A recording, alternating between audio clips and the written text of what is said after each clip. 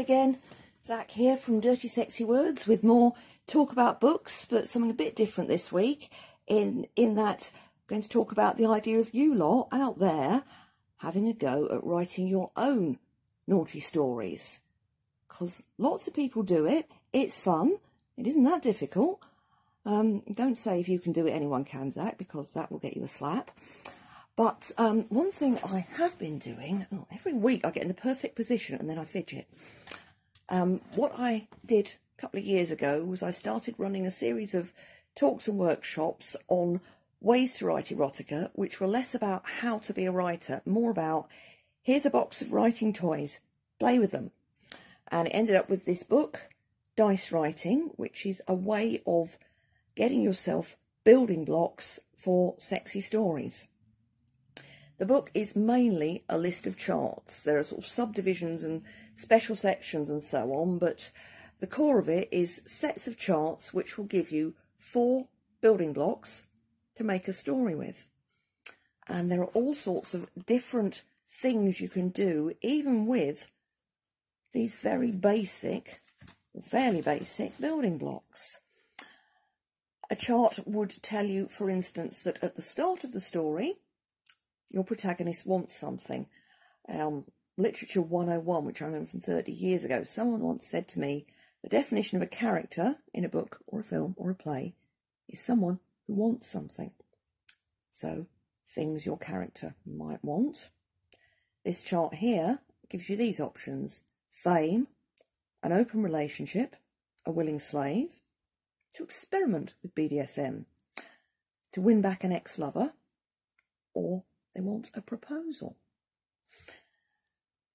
And in the same story, a major plot event is an explosion, or a lost key, or someone runs away, something important gets forgotten, someone gets very, very drunk, or there is some prolonged sexual frustration. You've got 2 things there. You could probably run a story with them. Add a third. At first sight, your protagonist's object of desire appears to be intimidating, very attractive, unhappy, wealthy, hostile, or an expert in something. You could play around with those. The thing is, I normally would do a dice writing session person to person with a group. I'd give you charts, I'd give you a die, that's the singular of dice for those who didn't actually know, and you have a pen and paper, and it'd be like, right, here's your charts, roll your dice, I'm going to the bar, show me what you can do with what you've got. And this is how I once ended up having a long conversation about what would happen if Idris Elba got off with Tintin. I absolutely promise you this happened. I can't remember what, I think they ended up in a bath. I'll leave the rest of that to your imaginations. It may be that if you have a bit of fun with today's session, we could try doing a kind of Zoom dice writing session, because it's probably not as much fun when it is just me talking at you. I will give you an example from the book, which did contain some worked examples of what happened with it when I had a go myself. I had rolled my dice 4 times, and I got the time the main event happens, midnight, an object which plays an important part in the story. I got aphrodisiac. The protagonist of the story, dominant. The other main character in the story, overconfident. And I came up with this story outline. I never got around to writing the whole story. But anyway, a play party is taking place in a large house. Mistress Danny and her friends have been chatting about the latest fetish scene gossip. No, not that, no. They've been chatting about Greg, a young man who is new to BDSM and a bit too full of himself. He seems generally inclined to go out of his way to be rude to Danny, and her friends have recently been teasing her that that's because he fancies her. She says, but he's always identified himself as a top, so I doubt it. She doesn't actually tell her mates that she finds him quite attractive as well. She suspects he's got a submissive streak that he's trying to conceal. You can probably see where this is going anyway, can't you? But anyway, midway through the evening, there's a conversation about aphrodisiacs and whether they work or not. Someone is joking about the bowl of punch on the table and its secret ingredient. The party hosts join in on the joke, making reference to an old family recipe and various exciting and surprising things that have happened when they have served punch at their parties.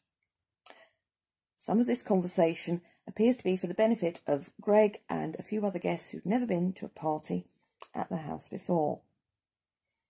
At midnight, the toast is drunk, they all have a glass of punch, and then Greg comes up to Danny and says, "Will you top me?" They both wonder later on if there was anything in that nonsense about aphrodisiacs. Now, obviously, you would need to handle that moderately carefully to make it clear that drugging people's drinks is shit behaviour, and we don't do it. But there's always been an old trope of, like, say, what's in this drink? Nothing. You could handle that well, you could handle that badly, but it goes to show what options and possibilities there are. I've got another idea which I'm going to share with you in just a second.